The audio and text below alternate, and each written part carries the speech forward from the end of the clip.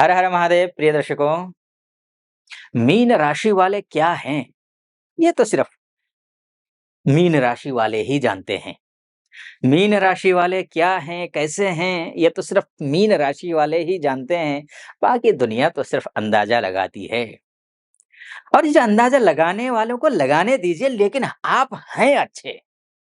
लेकिन हाँ, शनि की साढ़े साती है, तमाम प्रकार की परेशानियाँ रही हैं बीच में, तो इस वजह से जो है ना उतार-चढ़ाव जीवन में रहा है और संघर्ष आप कर रहे हैं। लेकिन बात मैं करूँगा नक्षत्र आधारित ज्योतिष गणना की अनुसार, और बात करूँगा 16 नवंबर से लेकर, बल्कि 18 नवंबर से लेकर के 30 नवंबर के बीच में क्या कुछ होने वाला है, इसी विषय पर चर्चा करेंगे। आइए, सबसे पहले तो बात कर लेते हैं आपके घर की, आपके परिवार की, आपके बात कर लेते हैं आपकी माताजी की, आप बात कर लेते हैं आपके फ्रेंड सर्कल की, बात इष्ट मित्र नाते रिश्ते, इनकी बात कर लेते हैं। गाड़ी खरीदनी हो तो खरीदने के योग बन रहे हैं, नहीं बन रहे हैं, पैसे का इंतजाम करना है, कहीं से कुछ बिजनेस स्टार्टअप करना है, तो स्टार्टअप करने के लिए पैसे का इंतजाम करना है, हो पाएगा, नहीं हो पाएगा। बात बिज़नेस की, डील की भी होगी। यानी कि इन सभी क्षेत्रों का देखने वाला, नेतृत्व करने वाला, इन क्षेत्रों में सफलता या असफलता दिलाने वाला ग्रह अगर कोई है, आपकी कुंडली के हिसाब से अर्थात मीन राशि वालों के लिए, तो वो है बुध। और बुध जो है, वो ज्येष्ठा नक्षत्र में गोचर करेंगे। कब से कब तक? ज्येष्ठा नक्षत्र में गोचर करेंगे। और ज्येष्ठा जो नक्षत्र है, ये बुध का ही नक्षत्र है। अब यहाँ पर बुध जब अपने ही घर में यानी कि अपने ही नक्षत्र में गोचर करेगा, तो स्वाभाविक है, अपनी माँ को डायन कोई नहीं कहता। एक कहावत है मध्य प्रदेश में। तो वैसा ही है। तो जब अपने ही घर में जब गोचर करेगा ना, तो जो मैंने बताया ना, जो-जो क्षेत्र, उन सभी क्षेत्रों में आपको सफलता दिलाएगा। समझ गए? क्लियर? शादी करना चाहती हैं या चाहते हैं, शादी हो जाए, शादी की बातचीत चलेगी। अब ये तो शादी हो जाएगी एकदम से 12 दिन में हो जाएगी शादी, ऐसा नहीं बोलूँगा, लेकिन शादी के लिए कहीं कोई बातचीत चल रही हो, कहीं रिलेशनशिप में आप हों, स्त्री हो, पुरुष हो, महिलाएँ, इनके रिश्ते अच्छे होंगे, शादी अच्छी होगी। कहीं कोर्ट कचहरी तक बात पहुँच गई हो शादी को लेकर के, पति-पत्नी के बीच में वो जो युद्ध चल रहा हो, वो युद्ध थम जाएगा। उसमें जो कोल्ड वॉर चल रहा हो, वो कोल्ड वॉर भी थम जाएगा। ये सारी चीज़ें, बुद्धि का विकास होगा, क्योंकि बुध बुद्धि का कारक ग्रह होता है, बुध बिज़नेस का ग्रह होता है। बस बिज़नेस में बुद्धि का प्रयोग कीजिए, आप शिखर पर पहुँचेंगे। ये 12 दिन आपके लिए बहुत कुछ है, बहुत कुछ। और सच बताऊँ तो इन्हीं 12 दिनों में ही आप 2025 की पटकथा लिख डालेंगे। अच्छा समय है, ज्येष्ठा नक्षत्र में जब तक बुध हैं तब तक अच्छा है, बढ़िया है। क्या-क्या होगा मैंने आपको बता दिया है। और इसके बाद जाकर के देखिए, बहुत सारे, ये तो अच्छा पक्ष है। बाकी तो बुध के हिसाब से मैंने बताया है ना आपको, तो इसलिए ये तो अच्छा है। लेकिन सारे ग्रहों की अपनी-अपनी भूमिकाएँ होती हैं, वो ग्रह अपनी-अपनी हिसाब से फल देते हैं। सुख-दुःख चक्रार पंक्तिरिव गच्छति भाग्य पंक्ति। ये भाग्य का जो चक्र है वो घूमता रहता है। चक्रार पंक्तिरिव गच्छति भाग्य पंक्ति, शास्त्र कहता है। तो अब ऐसी स्थिति में जो है, आपके लिए अन्य ग्रह क्या-क्या कुछ फल देने वाले हैं, उस विषय पर चर्चा करेंगे, क्योंकि अशुभ भी है। क्या अशुभ है, ये मैं बताऊँगा। क्या कुछ करना चाहिए इसको बचाव के लिए, ये भी बताऊँगा। उससे पहले एक निवेदन करना चाहूँगा, यहाँ तक पहुँचे हैं आप, तो और सटीक लग रहा हो मेरा विश्लेषण, तो चैनल को सब्सक्राइब कर दीजिएगा, वीडियो को लाइक और कमेंट बॉक्स में जाकर के महादेव का भक्त हूँ, कृपा आप पर भी बनी रहे, ऐसी मेरी कामना। हर हर महादेव 5 बार, 11 बार, 21 बार, जो भी श्रद्धा बने आप लिख दीजिएगा। चलिए फिर से विषय पर प्रवेश करते हैं। तो बात तो अभी बुध की हो गई, बुध क्या-क्या दे सकता था ये मैंने आपको बता दिया है।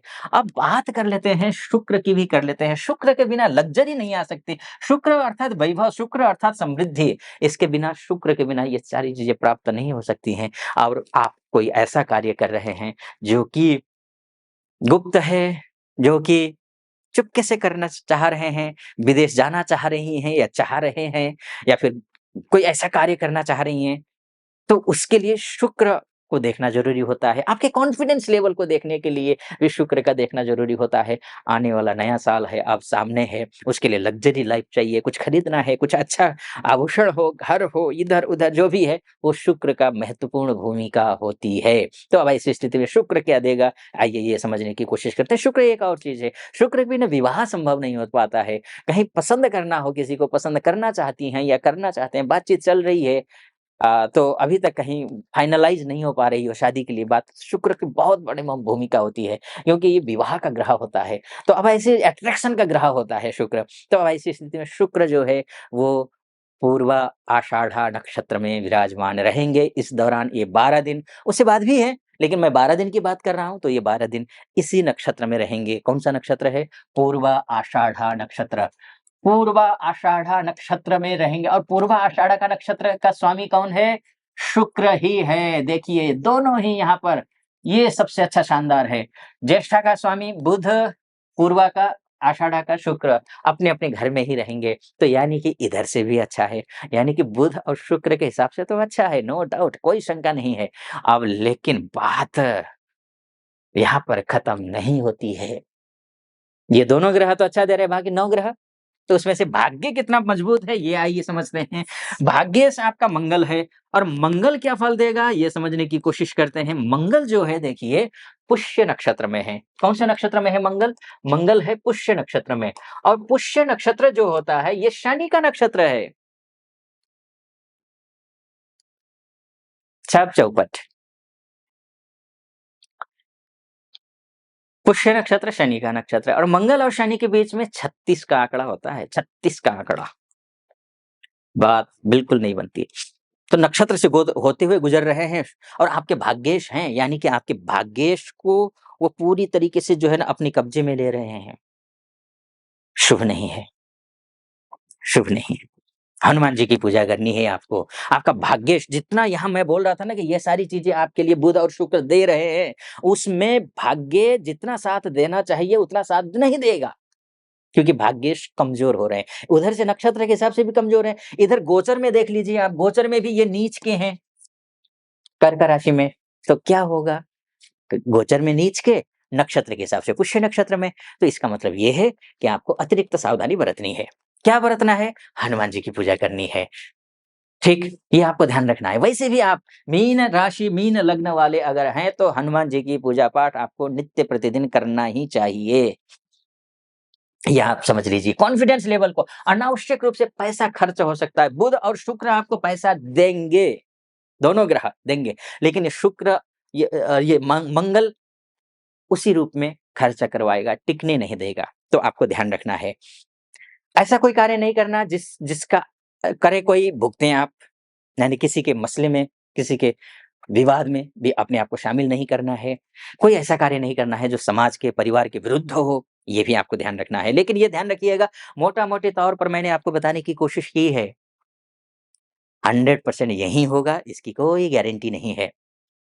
1 मिनट के अंतर से भी जन्म अलग-अलग होता है, तो पूरी कुंडली बदल जाती है। तो ये तो यहाँ ये नक्षत्र में जा रहा है, इन नक्षत्रों पर जाने पर ये ग्रह ये फल देता है, ये मैंने आपको बताने की कोशिश की है। बाकी आपकी कुंडली आपका डीएनए होता है। तो अब ऐसी स्थिति में अगर आप अपनी कुंडली के बारे में विस्तार से चर्चा करना चाहते हैं, तो नीचे नंबर है, उस नंबर पे कॉल कीजिए या व्हाट्सएप कीजिए, हमारे प्रतिनिधि से बात कीजिए।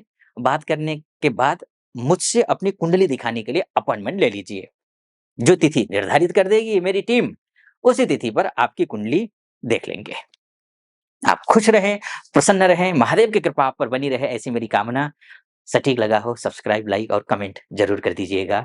अनुमति चाहूँगा। हर हर महादेव।